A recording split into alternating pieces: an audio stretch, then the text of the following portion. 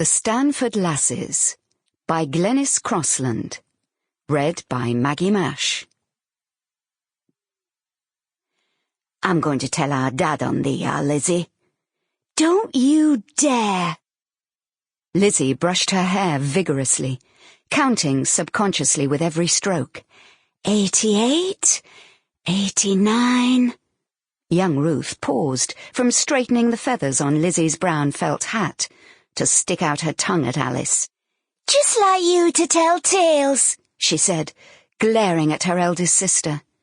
I don't tell tales, except when I've good reason to, and when it's for our Lizzie's own good. She'll end up in trouble if she's not careful. No, I won't. I only want a bit of fun, that's all. It's only once in a blue moon I asked to stop at Annie's for the night. Our dad wouldn't let me stay to the end otherwise. Lizzie couldn't help thinking what a sanctimonious old misery their Alice was sometimes. You're just jealous, Ruth said, glowering. Because nobody ever asks you to go anywhere.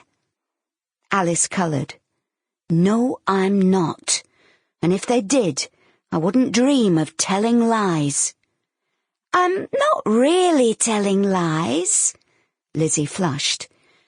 I just said I was going with Annie Hampshire and staying at her house for the night. That's the truth.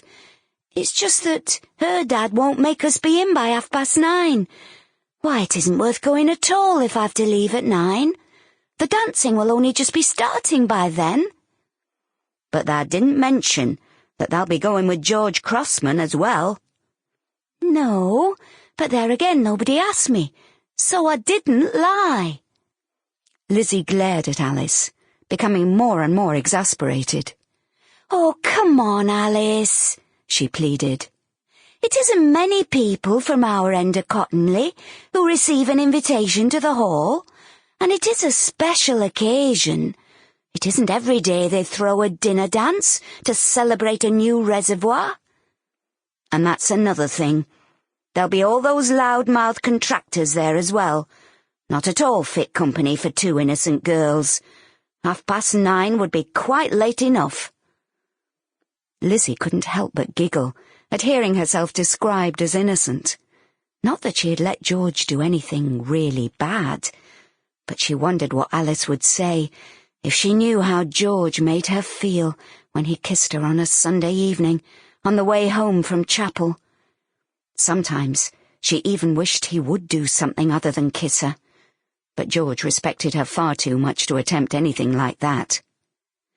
I won't be with the contractors. I shall be with George.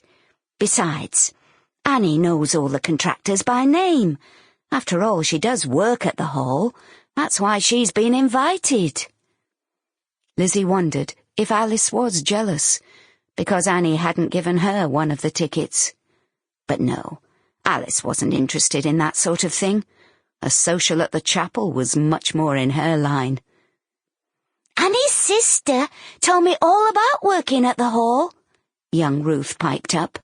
All about the food they serve in silver dishes, hams and salmon, and a pig's head set out on a tray for fancy. She says they can eat all the leftovers and take some home on their days off. I wouldn't mind working somewhere like that, except that poor Annie has to empty 30 pots every morning, and she says that when the contractors have been on the beer, they're absolutely full to the brim, sometimes with sick and all. Ruth, shut up, Alice demanded, causing Ruth to stick out her tongue once again. Anyway, I'm going to bed. I don't want black under me eyes for the big night. And we've to be up at 5:30, don't forget. Lizzie went to the clothes closet for the umpteenth time and peered in, admiring the dress hanging there. Ruth skipped around the large iron bed and stood beside her. Oh, Lizzie, it's lovely.